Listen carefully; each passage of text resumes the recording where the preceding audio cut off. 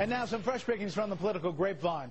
The scientist behind the so-called ClimateGate email scandal now admits there has been no statistically significant global warming since 1995.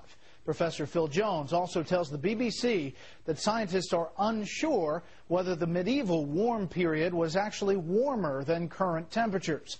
Some skeptics say that is the first time a senior scientist working with the UN report on climate change has admitted the possibility that the time between 800 and 1300 AD could have actually been warmer than present temperatures.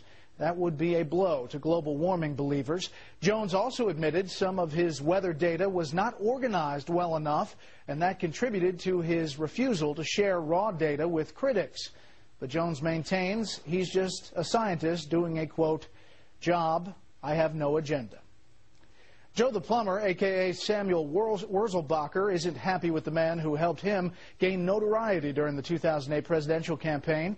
Wurzelbacher told a Pennsylvania Public Radio reporter that then-Republican presidential hopeful John McCain was using him.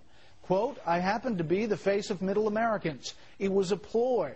When the reporter noted Joe the Plumber's publicity wouldn't exist without McCain, Wurzelbacher responded, quote, I don't owe him expletive. He really screwed my life up, is how I look at it. U.S. figure skater Johnny Weir is on edge in Vancouver, but it's not because he's worried about winning an Olympic medal. Weir tells ESPN he's received multiple threats from anti-fur activists over a recent costume that included white fox fur on the shoulder. Quote, I felt very threatened, all these crazy fur people. The skater says, for security reasons, he feels safer staying in the Olympic Village because, quote, I didn't want to get hurt. And finally, the iconic Hollywood sign overlooking Los Angeles received a temporary facelift last week. An environmental group trying to raise money to purchase the land around the sign was given permission to cover the letters to write Save the Peak.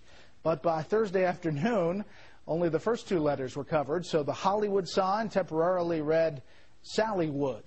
The sign change doesn't last long. Hollywood will apparently be back Tuesday.